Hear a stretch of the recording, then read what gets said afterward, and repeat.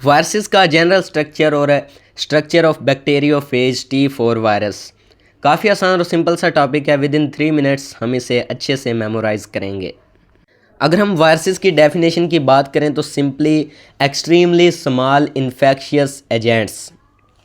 इनमें cellular organisation जो हैं वो नहीं होती, लेकिन लिविंग ऑर्गेनिजम्स की कुछ करैक्टरिस्टिक्स ये शो करते हैं, बट एक्चुअली ये लिविंग ऑर्गेनिजम्स नहीं हैं। अगर हम साइज़ और नेचर की बात करें तो साइज़ जो है वो 20 नैनोमीटर से, जो कि पैरवो वायरस का है, 250 नैनोमीटर तक है, जो कि पोक्स वायरस का साइज़ है। नेक्स्ट अगर हम बात करें तो 10 से 1000 टाइम्स ये स्मॉलर हैं बैक्टीरिया से। और ये फ़िल्टर पेपर जो होता है उसके जो पोर्स होते हैं, सुराख होते हैं, उसमें से आसानी से गुजर सकते हैं क्योंकि इनका साइज़ छोटा होता है। विजिबल होते हैं अंडर इलेक्ट्रॉन माइक्रोस्कोप, मतलब सिर्फ इलेक्ट्रॉन माइक्रोस्कोप से ये नज़र आते हैं।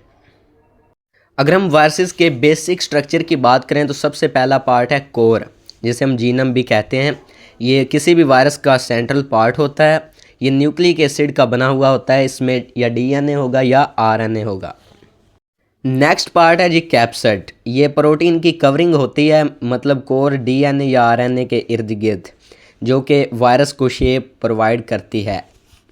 नेक्स्ट अगर हम बात करें तो एक पार्ट होता है कैप्सोमियर। तो ये प्रोटीन सब यूनिट्स ऑफ कैप्सिड, मतलब जो कैप्सिड हैं वो छोटे छोटे प्रोटीन यूनिट्स में डिवाइड होते हैं, तो इन्हें हम कैप्सोमियर्स कहते हैं। और ये हर वायरस के लिए, हर टाइप के लिए इनका नंबर और जो टाइप है वो स्पेसिफिक होती है, हर वायरस के लिए अलहदा होती है।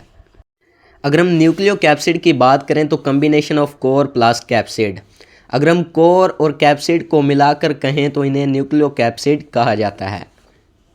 नेक्स्ट अगर हम देखें तो इन्वेल्प काफ़ी इंपॉर्टेंट पॉइंट है। ये इन्वेल्प जो है एनिमल वायरसेस में प्रेजेंट होती है, तो लिपिड रिच मेम्ब्रेन से मिलकर बनती है। होस्ट सेल, मतलब जिस सेल में वायरस रह रहा है, वहाँ से फूड हासिल कर रहा है, उसे नुकसान पहुँचा रहा है, ये इन्वेलप वहाँ से आती है। तो वायरसेस जिनके पास इन्वेलप है उन्हें इन्वेल्प्ड वायरस कहते हैं, और जिनके पास ये इन्वेलप मौजूद नहीं उन्हें नेक्ड वायरस कहा जाता है। नेक्स्ट अगर हम वायरसेस की शेप्स की बात करें तो एनिमल और प्लांट वायरसेस जो हैं वो पॉलीहेड्रल हो सकते हैं, मतलब इनकी बहुत सारी साइड्स हो सकती हैं। हेलिकल हो सकते हैं, क्यूब शेप हो सकते हैं, इकोज़ाहेड्रल, मतलब 20 फेसेस जिनके होते हैं वो हो सकते हैं।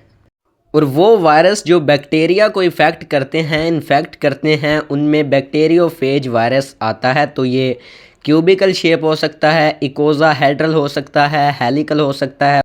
इसके अलावा जो कॉम्प्लेक्स हो सकता है, जो कि मेन टाइप है, जिसके पास हेड होता है और टेल मौजूद होती है। अगर हम एग्जांपल्स की बात करें तो कैप्सोमियर्स, हर्पीज़ वायरस जो हैं इनके पास 162 कैप्सोमियर्स मौजूद होते हैं, और एडिनो वायरस के पास 252 कैप्सोमियर्स मौजूद होते हैं। नेक्स्ट है जी structure of bacteriophage T4 virus. तो ये वो वायरस है जो बैक्टीरिया को इन्फेक्ट करता है। अगर हम डेफिनेशन की बात करें तो bacteriophage are viruses that infect bacteria. तो सबसे ज़्यादा कॉम्प्लेक्स वायरस हैं ये। T phage of Escherichia coli, मतलब ई कोलाई जो बैक्टीरिया है उसे जो इन्फेक्ट करता है वो है टी फेज वायरस।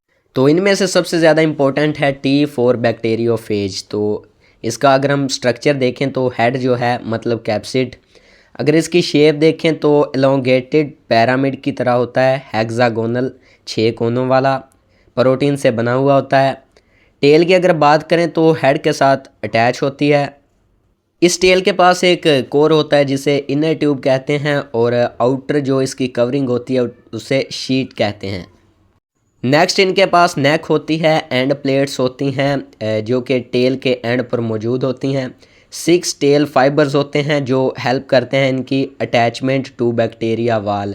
तो बैक्टीरिया की जो वाल होती है उसके साथ अटैचमेंट में कौन मदद करता है, वो है टेल फाइबर।